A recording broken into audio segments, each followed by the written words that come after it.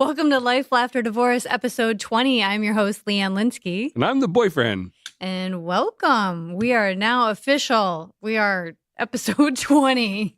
20 makes us official? Yeah, that's what I made up now. I thought 2 was official. You did it a second time. All right. Yeah, 2 plus 0, 20. Yeah, that's the kind of math kidding. I'm working with here, ladies and gentlemen. Kidding.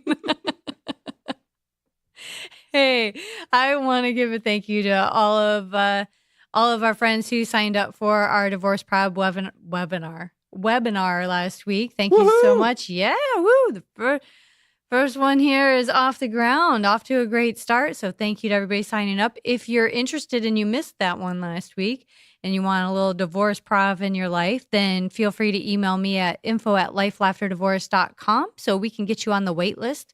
I'll be setting up some classes in the very near future, so stay tuned for that. But get on the wait list now. Also, feel free if you have any questions, suggestions, comments on episodes, send us an email. Again, info@lifelafterdivorce.com. We love to hear from you guys. So also, while you're out there on the computer, be sure that you rate, review. Why are you laughing? Because most people are out there on their phone anymore. They're not on their computer. Oh, okay. So on your tablet or your phone, people. Granted, your phone or tablet is computer, but yes, we don't think of it as our computer. All right. Well, when you're on the Facebook or whatever. No, when you're on iTunes or Stitcher. Don't be your mom. I mean, don't be my mom. When you're out there on the iTunes or the Stitcher, please review, rate, and subscribe. Oh, there's a whole world out there outside of LA. Yes, there is. Which is my segue. But we're all LA people now, and it's our world. We are self-centered. Yeah, right. It's me. Of course. But what we have realized is that when you do go through a breakup or you do go through a divorce, it's not just you. It's the other person and it's the world at large, the world around you, your family. Which is your family. And if you have kids, your kids. And that's a really important topic that we're not experts at. No, because neither of us have children. Yay, I think. But for a lot of people who have had divorce, which are 50% of the people out there, basically. At least, yeah. A lot of them have had full families and are trying to navigate divorce with their families or with their kids and trying to make it the best for everybody. And that's a tough thing. Absolutely, because every situation and experience is different. And, kids are kids, but yet kids are individuals. And they have their own thoughts, their own feelings, their own ways of looking at the world and at you and have their own opinions.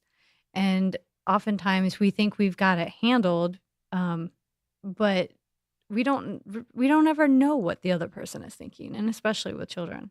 Yeah, but let me ask you this. So and I know you don't like to talk about your divorce, but you probably had some ill feelings towards I only like to talk about my divorce on stage. No. Well, that's true. But you probably had some ill feelings towards the other person. And I'm gonna guess, just like everybody else out there, you have ill feelings and you want to talk about it sometimes.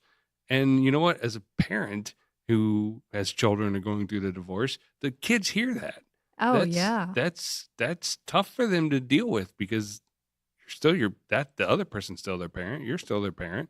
And they're just trying to figure out what's going on. Yeah. Yeah. And, oftentimes too, I talk to so many friends that have gone through divorce and it's, I think my kids are okay. I mean, they get it. They're doing pretty well and stuff. And I'm thinking, I can't imagine because my parents are still married. And mine too. And so we're very fortunate, but I can't imagine what it would be like, how many questions I would have at that time about, well, what's going on? Well, why?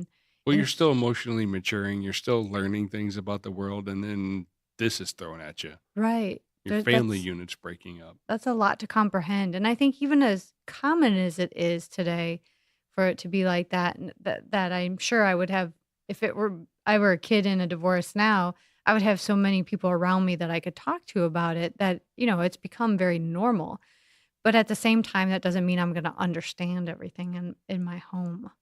So I have to say I was very excited about today's guest, and there's so much that I don't know because I don't have children, and there's just a wealth of knowledge, and I'm very excited about this conversation that we had. So tell them about Kristen. All right. Well, Kristen, first of all, was wonderful. And we could have kept her talking for hours, obviously. And we may. We may. We probably and most likely will have her back in the very near future. But Kristen Sawyer is our guest today, and she's here in Long Beach, California. She's a marriage and family therapy intern at the Relationship Counseling Center here in Long Beach. And she's also working at the Jackie Robinson K through 8 school here in Long Beach as well. And she deals specifically with children who are going through many, many obstacles in life, including divorce. So I think we'll leave the discussion up to her and the expertise, but I found this conversation fascinating. So thank you, Kristen, for coming out. Thank you. Yes. So without further ado.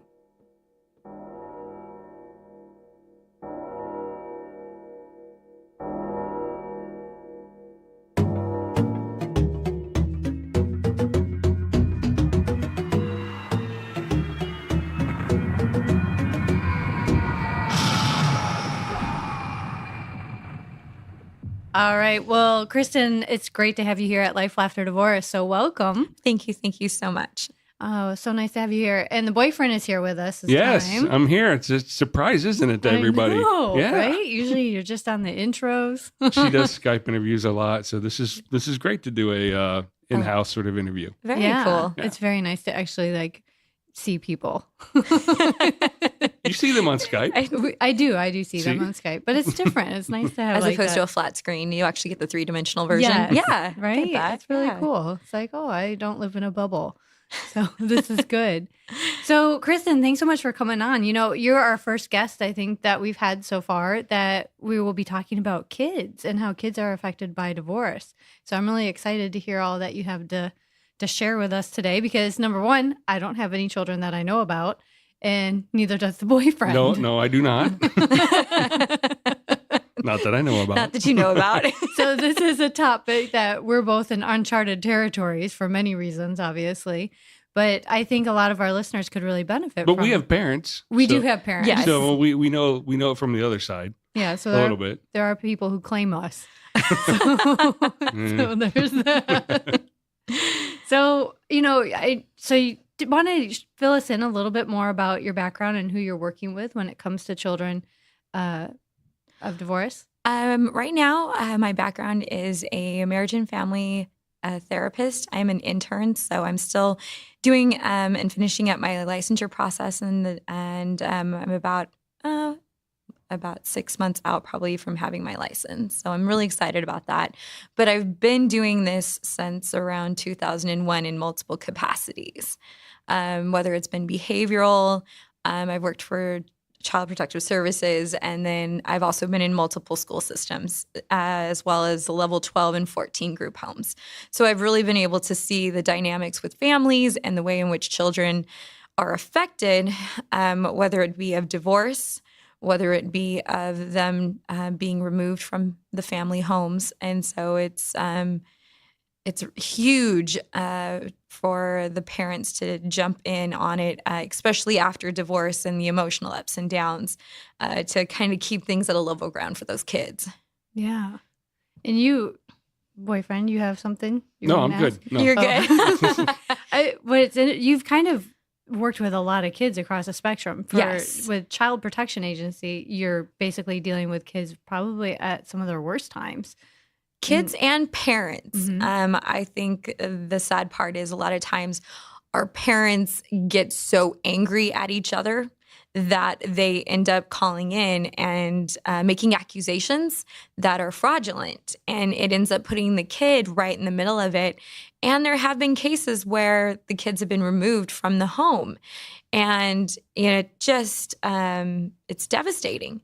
And so you've got these two parents that are kind of acting like kids and emotionally just messing these kids up. And even if they don't get taken, you've now had somebody come into the home, sit down with your child, and have to talk about some horrific accusations that that can't be undone, all because you kind of want to get back at the other for whatever the reason you divorced.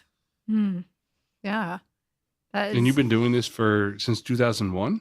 I'm 1999. I started working with elders and their families, and then it has, into this time. Yep. So that's a lot of experience and a lot of time working with children going through. Yeah. Yeah. And then also within the school system. I think that the school system actually has been one of my favorite, I guess you could say, venues to work with kids and families. I was able to be a part of a pilot program last year at the K-8 school I work at. And we basically put it around community, family, and then, of course, the student. And I've really been able to get in there and work with kids who are coming from split homes, parents that are struggling to make a relationship work with their significant other when, they're going through the divorce or they're in the divorce. And it's incredible to see the transformation when the parents are truly invested and involved, and the child being able to be a child, which is incredible because sometimes our parents, I should say, put our kids in situations that they are not equipped to handle. And all of a sudden it's like, what do I do with this?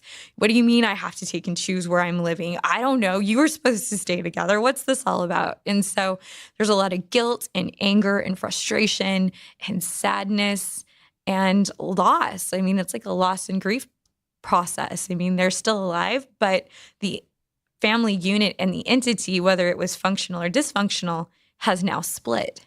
So you said there's a transformation. So you see it's probably not a point in time, but a period of time of where this sort of where you have the difficulties from before until where both parents are working to make it work for the kid afterwards or their children afterwards. Yes. So there's some transformation. So talk to us about the before. Okay. And then is there? Can you, since you're an expert in this field, yeah, do you know what triggers that transformation? Is there something that actually happens in the parents or the kids, or something that makes them say, we better do this a little differently for our kid? Awareness. Yeah. Willingness. Yeah. Willingness is probably hard. And those are the two major factors. If you can become aware of what is going on, because that's the number one thing I noticed. Like, you'll sit down with a parent and go, I noticed that you really say that your daughter reminds you a lot of your ex-husband. And I notice you use it in a negative context a lot. I said, and you look at the kid, do you kind of feel like maybe you're not sure if mom wants you or not because of all this? And the kid will be like, she says all these things and I don't know if she wants to keep me. I don't know sometimes if she loves me. She compares me to dad all the time. And so just that awareness, and a parent will go, oh my gosh. And then you start talking about it and you say, instead of maybe the negative, which, sometimes is easier to go to because there's a lot in there, maybe look at the positive.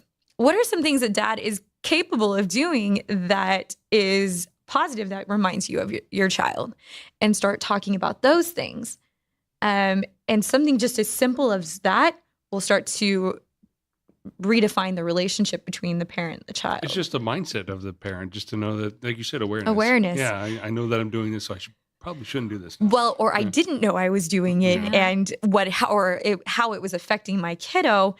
Now I have that awareness, and now I'm willing to work on that. And also telling a parent, you're not going to get it perfect right away. Yeah. There's no book.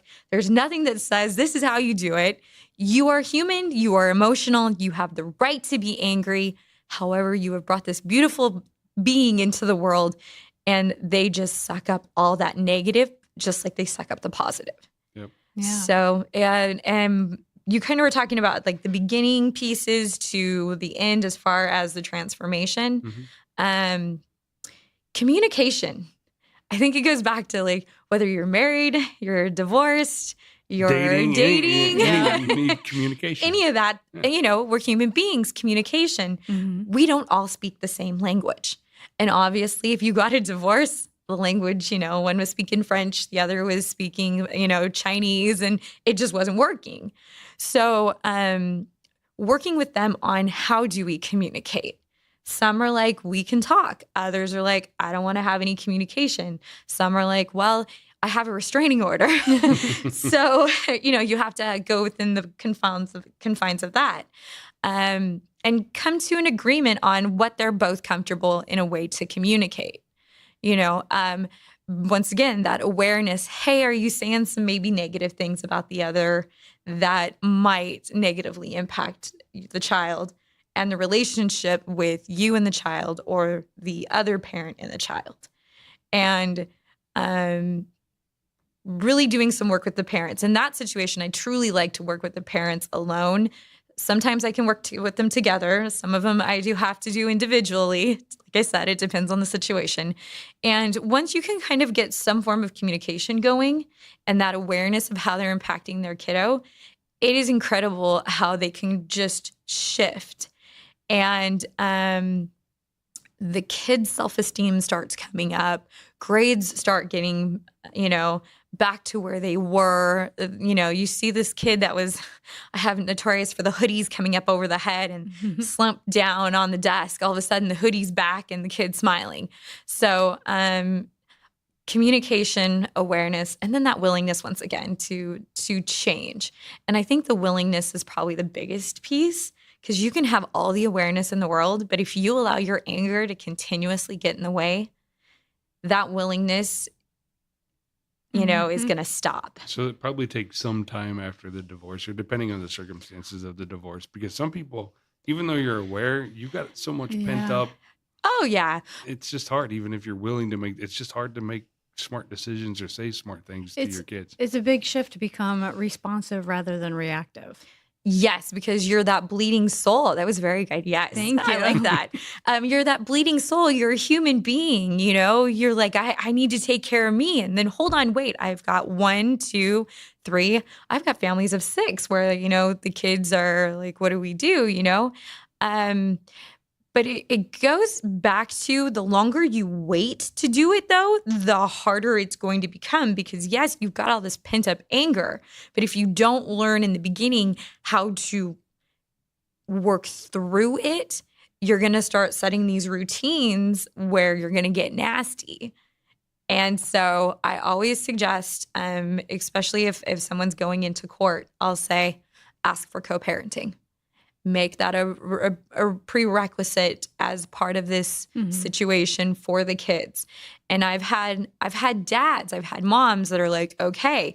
And the other party is usually very reluctant, but there's a reason for it. And when you say ask for co-parenting, you mean ask for co-parenting therapy? Therapy, right. Classes.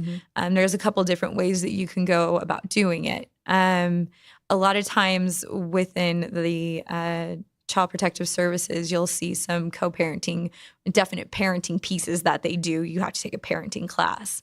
But if you have split families, we try to incorporate when I was working for Child Protective Services, co-parenting piece. And I worked in Wisconsin when I was in Child Protective Services. So it's a little different. Yeah. Wisconsin, we all know Wisconsin. Yeah. Hey, to our listeners in Wisconsin, we have a few. There are some listeners there. And, one of the things I'm wondering about, if you're working with children in school for the school system, how do parents tap into that opportunity of finding a counselor or somebody to work with at the school? How does that come about? Well, in some instances, like what we have created on campus with this pilot program, all you have to do is come in, sign a release. There's no money that you have to pay. I don't have to take insurance. Because of this grant, everything is paid for. So really, once again, you have to have that willingness to want to change, come into my office, and be open to whatever it is. I think the hardest part is parents don't want to be judged. They don't want to be told what they're doing is wrong. They don't want to feel bad about themselves. Right. They're already feeling bad about themselves. Yeah. Yeah. I mean, they know their kid is struggling. Usually if it's gotten to the point where they're going to a therapist, they're like, yeah, I know my kid's having problems. Yeah, I know he got in a fight last week. Well, so when I've had situations where kids will have domestic violence occur, at home, they'll come to school the following day, and then they'll end up being triggered by something and have some form of physical aggression as well happen. Wow. Yeah. So what we really tried to do is work with the kids in this K through 8 program of trying to address it before it gets there. So even if I don't see them sometimes, I'll have them knocking on my door in the morning going, Miss Sawyer, I need to talk to you about something. I had a rough day. And that way we can find that we can curb the fighting or curb, the negative pieces happening, because these kids have already got so much negative, and it's an inner city school that I'm working at. Wow. So there's a lot of components that these kids see and deal with on a daily basis. And then you throw in family life, it's even harder. A lot of pressure. So K through 8. Yeah. So there's you can probably delineate 3 or 4 different categories of maturity between that. How do you address the different age groups and their level of maturity and what goes on? Because you can't have the same plan with an 8th grader versus a first grader. So, well, I mean, you treat the human being, you don't treat, across the board the same. I have kids that are select mute. I have kids that have actually had situations where, because of family situations at home, the way they are, they end up going into that select mute pieces. I've noticed that at the school I'm at now. I've noticed that at another school that I was at. And so it's really interesting to be able to see these kids respond to their environment at home and then bring it into the school system and try and maneuver the school day and then go back home. And especially right now where we've got our kids are in summer school or back into some have gone to summer school depending, others are home. So now they're right in the middle of it for about 2 months. Mm-hmm. And the kiddos are just reactive. And so you go at them where they're at. You never treat cookie cutter. And I'm out of the box on a lot of stuff. My background is with a lot of the ED, which is emotionally disturbed, or kids that come from very low socioeconomics and have really hard times.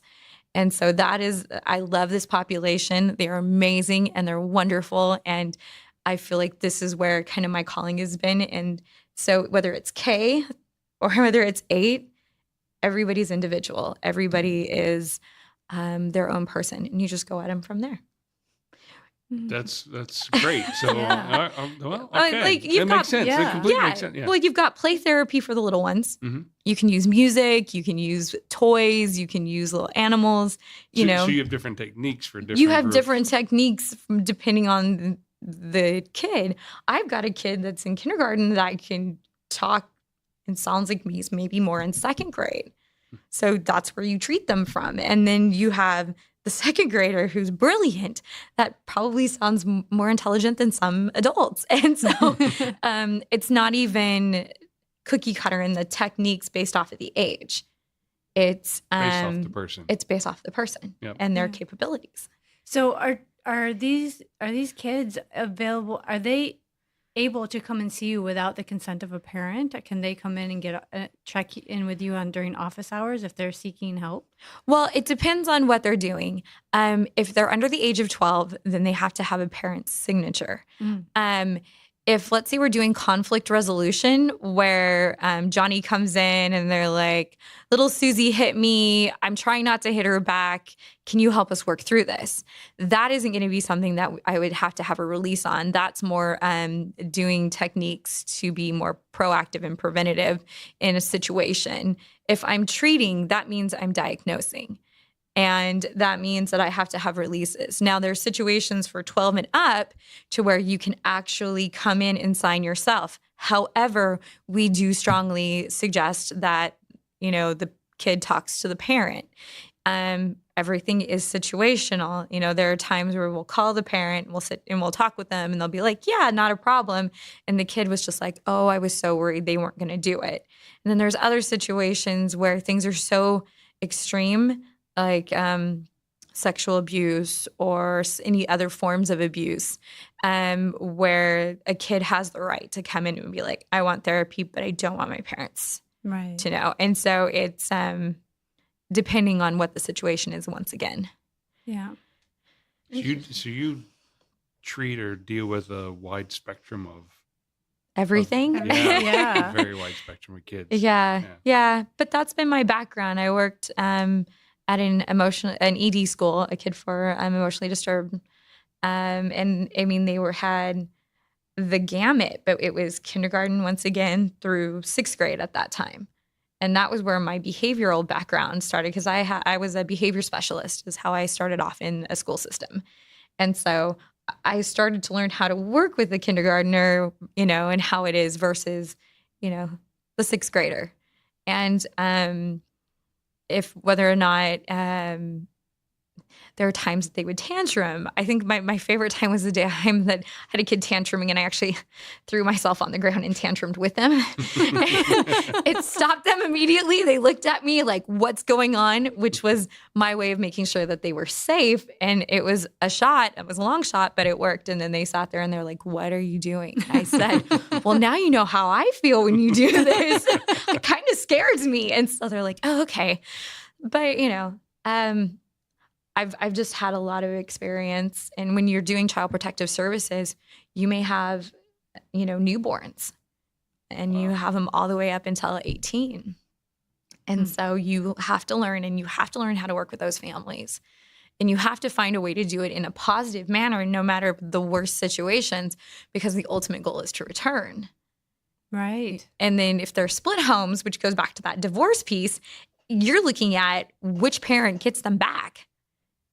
And that in itself is really hard. So a lot of times too, like parents have to go into therapy off of the court systems to deal with their issues. Yeah. So. And divorce is so common today that, over half your students have been impacted, directly by their own parent, which keeps you very busy. Yeah. And so go ahead. So you mentioned you would see some of the kids in your previous, one of the previous things you did from 0 to like 18, because that was the time limit, or the 18 years old, they're adults at that Yeah, point. they're adults and they can decide. Yeah. In the school systems, do you see back to the times, you see this before awareness, and then after awareness. Do you see a time limit, how long this takes? Or is this, again, another individual situation? It's individualized once again. It's kind of funny. If you look at a kindergartner, if they're having behavior problems, it's usually family-oriented. It's usually that adjustment and that transition into school. And it's behavior modification is what you're looking at doing. Sometimes you do have an emotional piece in there where you do have to step in and do therapy, which, you do the play therapy and the art therapy and that different stuff like that. But I would have to say in the school system, I'm doing a lot more behavior modification in the kindergarten classroom, just helping them to acclimate and deal with this new change of, what do you mean I can't sit and play my iPad or watch TV or where's my phone, which is all the new stuff that they have that we didn't have.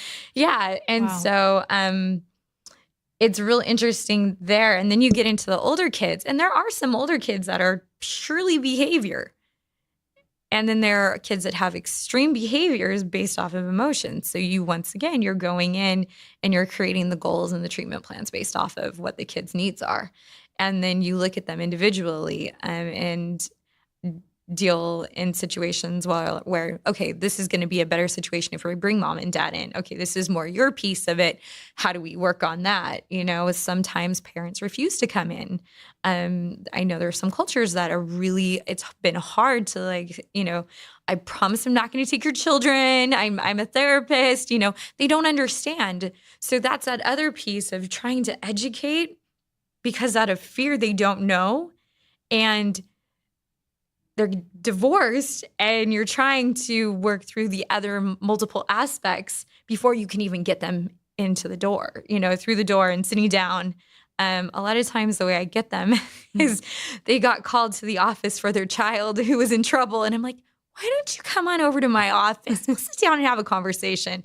And that typically I can get a family to come see me and Is go that from a there. typical worry of some parents? Like, we just got divorced, we're having trouble, we know our kids are having trouble, we don't want to come in because we think child services are going to take our kid away from us? There is that fear. Yeah. Really? It is Comes from a place of ignorance again, no kids, as we already spoke. Yeah. So that's just interesting to me. Well, it's fear, and it goes back to that whole concept of, I don't know what my significant other is going to say. I don't know how they're going to interpret this. There are kids that get spanked still with the hand, and parents are still freaked out. Like, I spanked him on the bottom with my hand. Are you going to call? And I'm like, no, that's not how this goes. Was there any bruising? You ask the questions, but it's scary because a lot of times they don't understand what it is I do. And then there's the stigma of, you're going to a therapist.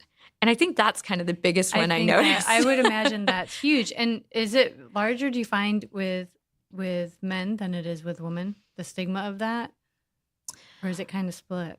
I think it's kind of, what's interesting is I have had a lot of boys find their way to my office. And it's been some of the tougher kids on campus. So I think before doing this job, I would have said probably with the men. Mm-hmm. But doing this job, I would say it's both sides. I think therapy is becoming less taboo and more accepted, but it's because it's being talked about. It's becoming normalized, but it still has that, like, is there something wrong with me? And I think that's the biggest thing. Yeah. No one ever wants to feel like there's something wrong with them. Yeah. And guess what? Something wrong with everyone. Yes. Move to New York. Everybody's in therapy. Well, and it's funny. Everybody's afraid that you're going to change them. Mm-hmm. And it's like, this is not a changing process. I don't come in and I don't say, okay, we're going to take the core person you are and poof. No, we're going to grow. It's not about change. It's about growth. You are who you are on the inside. That will not change. It's about growth. And how can you better things? And that's kind of how I get people in, especially in the divorce situations, because they're so emotionally heightened, it's like, what do you want for you? What do you want for your family? Let me help you. I have services. I have this. I have that. And you're short on food. Okay, let's get food. And all of a sudden, it no longer feels like I'm doing therapy, but more along the lines is I'm helping them to survive this, because it is a survival piece. Like, each parent has their own survival piece, and then these kids are trying to survive. Right. And it's sad all the way around because everybody's hurting. Yeah. It's a support system. Yes. I found, I've gone through 2 divorces, and I found that it's one thing to have my inner circle of friends and family that I can go to and I can talk to candidly and openly about things. But it's entirely different when I can go sit down with somebody who's a professional counselor or a therapist and have a open conversation that I can get their complete objective feedback on. Yeah. And it's so different. And I think it's helped me so much gain new perspectives, or to be able to not feel like there's any judgment or any place for me to hold back in something.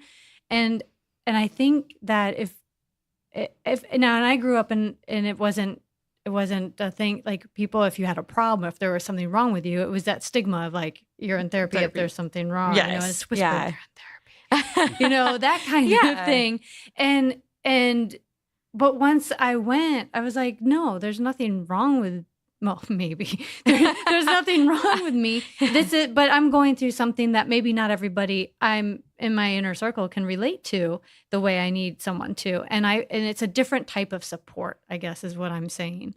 And to have someone kind of support your choices and help you look at them objectively and guide you. And to me, and that's huge, what you just said right there. Yeah. But it's also, from my experiences, it's educating me or educating the person on changing your perspective on the way you look at things, and then different techniques to deal with situations. Mm-hmm. Coping skills are huge. Yes. Yes. So both of these things both of what Leanne and what I've been through combined Mm-hmm. help you get through and in a positive way in these Yeah. tough times. Yeah, exactly.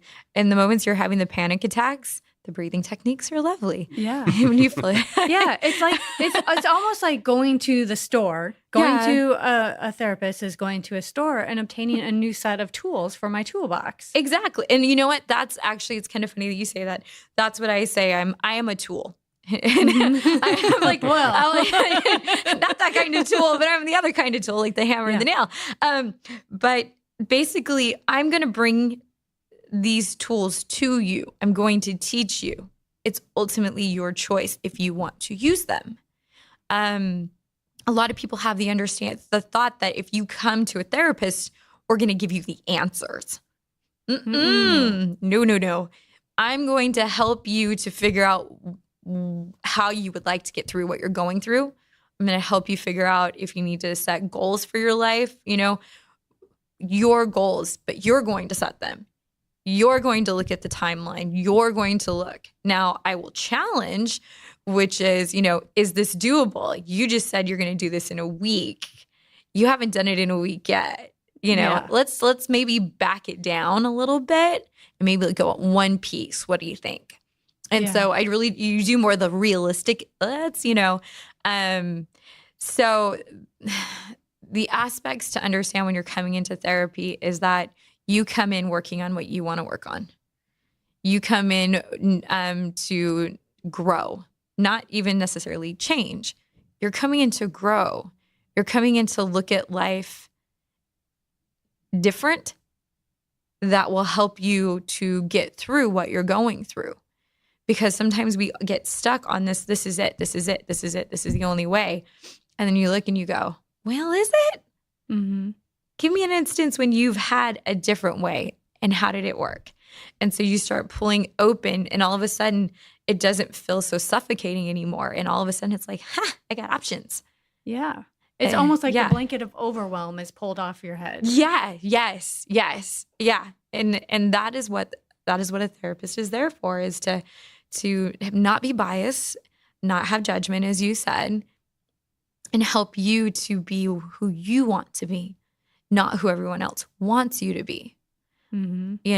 A lot of times though, when I do my couples therapy and my couples talks that I do, I'll say there's the we, which is the unit, and then there is the me. And sometimes when we're setting goals, what ends up leading to those divorces is that we forgot to set a goal that meets our needs and also the we needs. For instance, I need to get a job. I'd like to make X amount of money. This is what I want to do. Okay, well, we have a job in Japan. Great. My family lives in the U.S. You can't exactly take it. Well, some people get so excited, and that's a little extreme, but they get so excited that they jump on the job and they forget how it's going to impact the we. Right. And then if you have a family involved, it's the me, the we, and the family. And all of a sudden you've got more to work with on your plate. And if a goal kind of steps you away from that family unit, all of a sudden that gives space for life to get in there. And life is probably going to get in the way a lot of times if you're not aware of it. And that's the other piece that goes back to that awareness. Yeah. Yeah. I think, too, one of the things that the boyfriend and I have been hearing from most of all of our guests, the common thread and key to everything is the open communication. Yes. And how to communicate effectively. Yeah. Because then you get all the goals met. If you communicate effectively and everyone can have an input into that decision, then you can take care of the me, the we, and the family. Yes, exactly. If you do it right. Yeah, well, and there's no one right way right, per if se. if you my do it way enough, is always right. I'm aware of that already. I think my best advice I give when people get married, I say it's not about who's right or wrong. It's about how the person feels. Because so many people want to go to battle as opposed to looking at someone going, ooh, this is really hitting you hard. Why is this hitting you hard? Okay, that makes sense. All right, so let's maybe come up with something else. it's putting aside that person's pride and going, how do I meet all of our needs in doing this? And it's not about who's right or wrong. So true. So that brings me to my next question. So we talked about the beginning, we talked about the transformation. Yes. Do you see a lot of successes after they make that transformation? Or what is the indicator of success? Yeah. I think that's a really good question. The smallest amount of change is considered success. Some successes are larger, some are quick, some take longer time. I'm guessing incremental because there's a lot going on in the divorce, and there's a lot going on with that family unit. And then those decisions, the me, we, and family kind of decisions all get in the way because now that's been sort of separated out. So it makes it tougher to help everybody move forward. So incremental changes and the positive. And it depends on what it is that you're working on. It depends on how much trauma the family has gone through. Mm-hmm. I've had kids that have seen death. I've had kids that have seen not just one death, but 2 deaths. Wow. Extreme situations. And how does a parent support a child and not allow it to affect the marriage in a negative way because you get so sad and stressed and frustrated because you can't take care of your child? Sickness, illness, kids with cancer, kids with autism. I mean, if you have a kiddo that's autistic, the divorce rate jumps way high. Really? Yeah, because no one ever comes with a situation on how to handle it because it's pretty extreme. And it can, once again, it's on the spectrum. If it's severe, there's this loss of a child sometimes because you wanted them to experience life in the manner in which you did, not in the manner in which they are. And I think that's sometimes what happens with kids with autism. Our want for them is to be like us as opposed to be their individual selves. And that grief that a parent can go through. Not all parents go through it, but some do. And when that happens, there's a good chance that if you let life get in between you, it's going to separate you.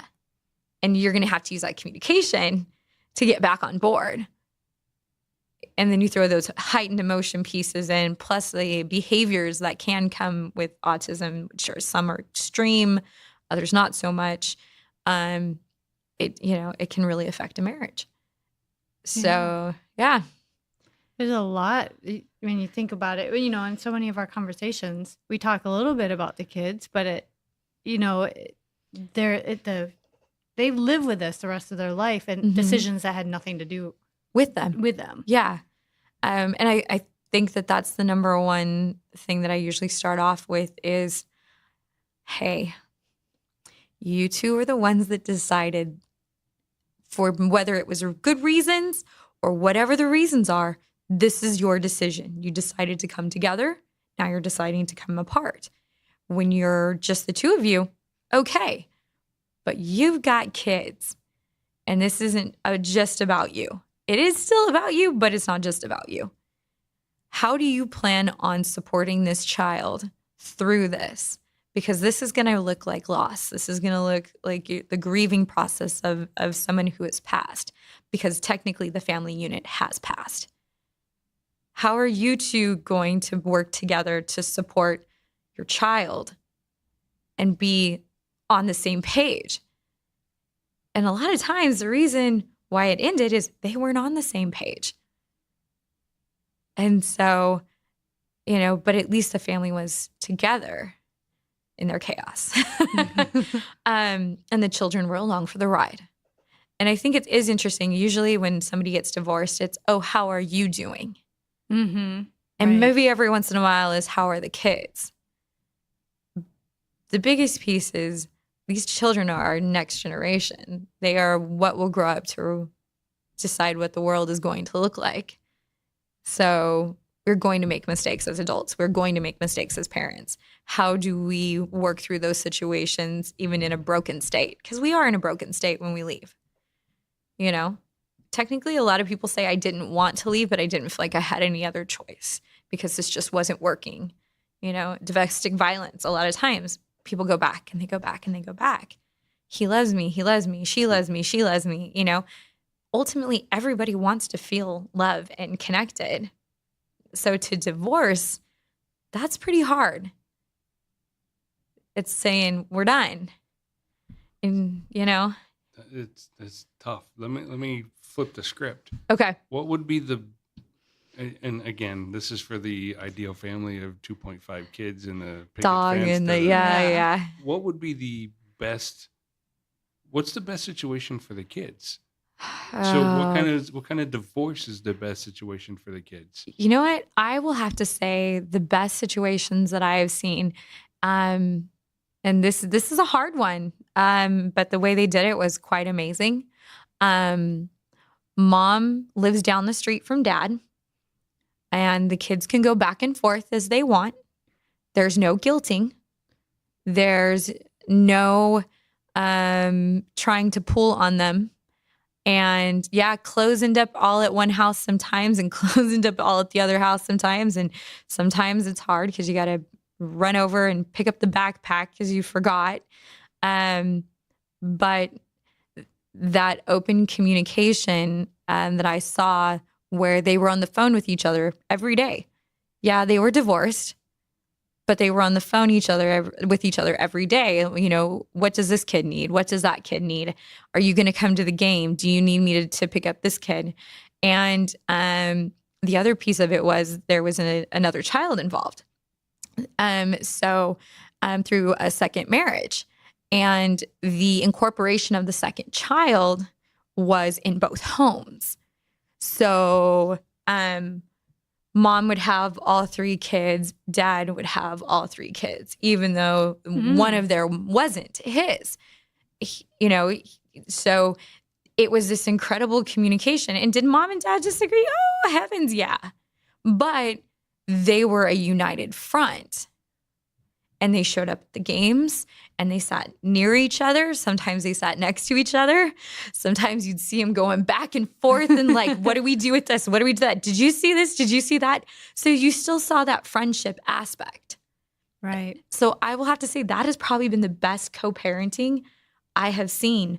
But they had to put aside their anger and their frustration and be like, I am willing to do this for my children. Well, that comes back to the decision and the communication of the me, we family. Yeah. Mm-hmm. All right, I got the me and the family, and we're the we things and whatever. But they made conscious decisions to be able to keep that family unit together. To some extent. It's not perfect. Yes. But it works. They had to put the we aside and put the family first. Exactly. Yeah. So that little circle of the we just kind of went away because, mom has a new we, but the family unit was bigger. That's amazing. That is probably the best co-parenting I have ever seen. Hats off to them. Yeah. That's remarkable. That's impressive. Yeah.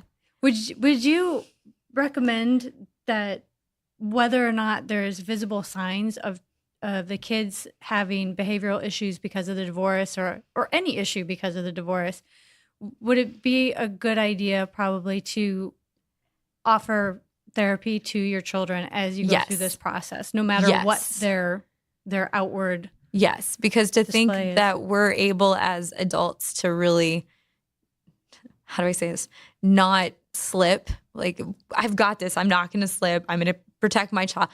That's not realistic. And also, your child needs a place to go where there's no judgment, because your child's going to have feelings about the two of you and how this played out. And there's going to be anger, and there's going to be guilt, and there's going to be sadness and loss and grief.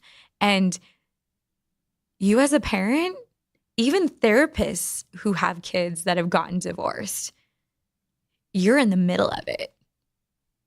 It's personal. Yeah. So and the kid needs that objective third person to be able to tell their side and just get it out and learn some tools to be able to deal with it, go forward. Healthy ways, because otherwise they're going to seek out another third party that you're not going to be too happy about. Well, you never know what that third party looks like. That is probably the thing that I love is when the kids come in. My question to them is, if you could wake up tomorrow, it's the miracle question. If you could wake up tomorrow what would things look like? And of course they would say the family's back together. And, then you talk about why they want the family to be back together and the pieces that they're missing and, let them be cathartic and go through that grief and that loss. And then, you go, okay, is that going to happen? And they're like, no. And I said, well, I can't tell you in the future what's going to look like, but right now, this isn't going to be the case. So how can I help you with mom and dad, or mom and dad and dad? How do I help you? What is it you need from them? And how can I help you to communicate that? How can I give you that support? And all of a sudden you'll see this kid just kind of go and decompress because I'm theirs. Yeah. And sometimes they'll go, I don't know that I want my parents to come in and see you. You're mine. I bet. Well, they feel so safe. They do. And that's huge. I think that's the other part, though, is when you start bringing the family members in, you start to kind of intrude onto that safety piece for those kids. And so I do make ground rules that if I start to see something go into a negative, I will stop the session. If I need to dismiss the child, I'll dismiss the child. I'll have the conversation with the parent about what was going on, and then we'll bring the kiddo back in. And whatever needs to happen. Whether sometimes we go, I'm sorry, I shouldn't have said that in front of you. How do you feel? Are you mad at me? Like whatever the situation is, because that is like a little itty bitty piece of what they get at home. And so now you're teaching them how to communicate through those pieces, because we're human. We're going to make mistakes. We're probably going to say some bad words about the other parent, thinking the kid's not listening. And you turn behind you and you're like, oh.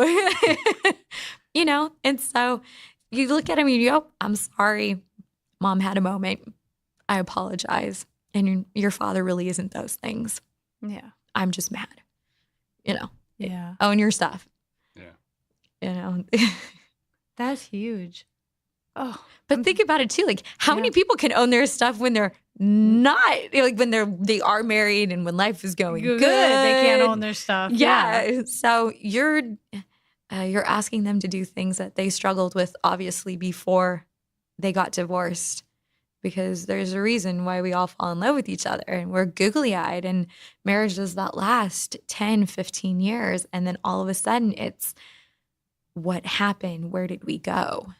Yeah. And it comes back to the communication. Every single day. Communication and time together. Yeah. I think that's another piece. I love the fact that parents are dedicated to children. I love it. I think it's great. However, they will leave the house. And if you haven't worked on a piece for the two of you to stay connected, whether it's like date night once a month, depending on the age of the kids, once a week, whatever that is, or getting a 15-minute walk-in to connect, or when the kids go to bed, having that quiet time. If that gets lost, which a lot of time it does, when the kids leave, you're looking at each other going, who are you again? What was this? Why are we here? Why are we here? I liked it the last time when the kids weren't here when you touched me there, but it's just not doing it for me anymore. So, there's a lot. Yeah. Intimacy, passion. That brings us to another thing. That's life dating. Getting in the way. That's life getting in the way. Yeah. But then you bring in dating. Okay, all of a sudden you're divorced and now you're separated and now life moves on and in comes another person. And it's like, okay, mom, who's this? And like, dad, who's this? And integrating now even a bigger family unit because another person's coming in, and they may come in by themselves. They may come in with family. How do we integrate the families? How do we integrate the families to where the kids don't feel lost?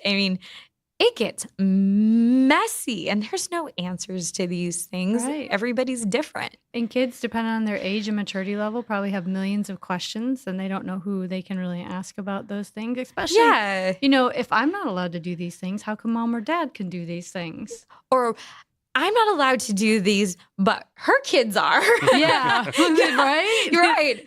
I think the cutest one that I saw, and it kind of goes back to the same family I was talking about. The youngest sat down Dad was starting to integrate a person into his life. And the youngest sat down and goes, okay, if you guys are married, who is that? Who is that? Who is that? Because the other person's family had integrated into the situation, and the youngest was trying to figure out family labels.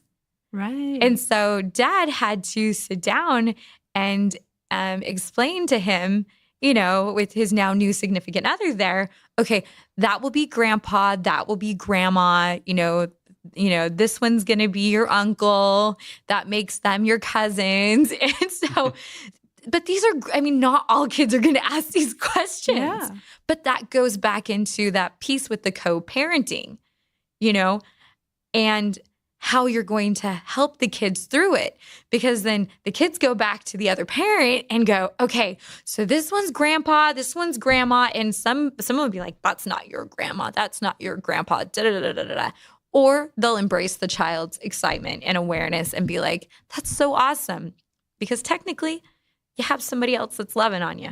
Yeah. And that's always a good thing. And that's always a good thing. Yeah. But depending on the parents, Yes. is it about me or is it about the family? And I get you're wounded, but it's about your kid.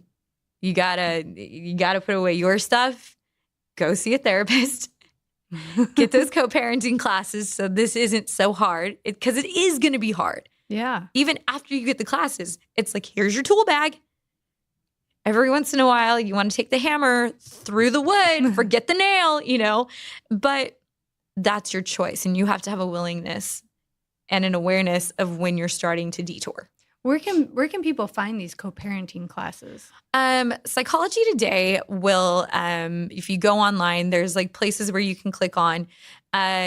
Usually if someone works with a child and adolescents or families and couples, they do a co-parenting. So you can pick up the phone and call, depending on your situation, because if you've got trauma involved, you really want to see someone who is trained in trauma therapy. Mm-hmm. And, also ask, do you have a co-parenting that you do? And if they say no, then they can say, do you have that information? And the therapist can refer them out to different co-therapy classes if you want to take a class, or you can do it through therapy. So there's different ways to do it. Yeah. Okay. So how do you find therapy for your kids? You know what? Psychology Today, Yelp. Awesome. I think of South Park every time I hear Pull Yelp. my phone. There's multiple websites. If you just go into Google it. Or you could even go through insurance plans depending on who's covered under your insurance. Yeah, and Right. that is what a lot of people end up using.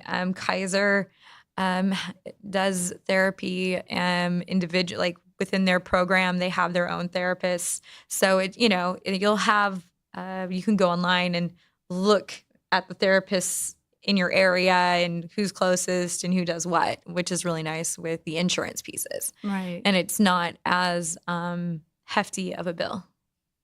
It's great. And you highly recommend any parents going through divorce and their children all to start seeing somebody just to At least do family therapy and some form of parenting working together. Yeah. And when I say family therapy, I mean kid. And if all of you can be in the same room together, great.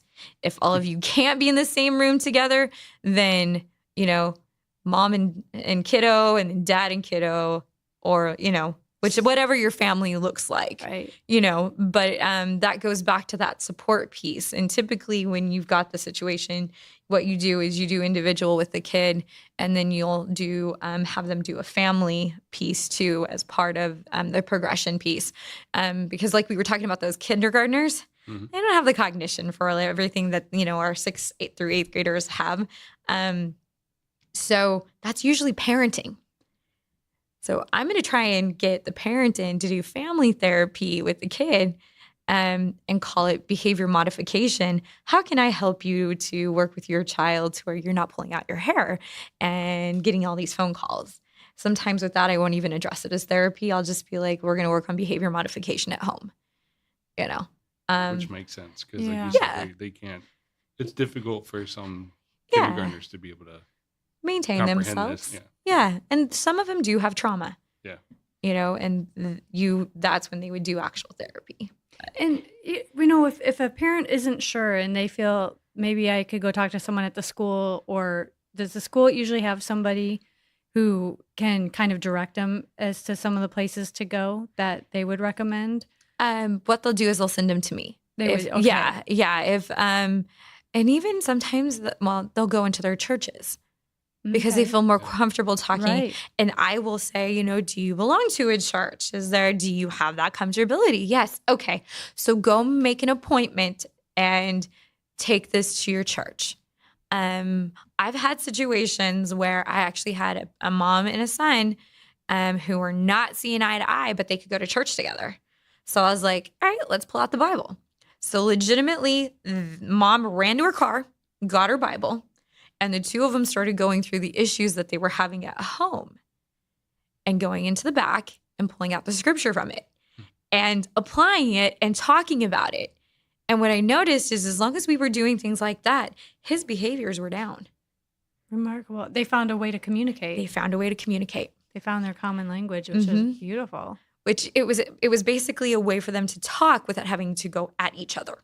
Right. They could come together and understand what it was for them individually, which means they were connecting and getting to know one another. Because so many times, like, how many of us really know our parents? Yeah. And here's another question.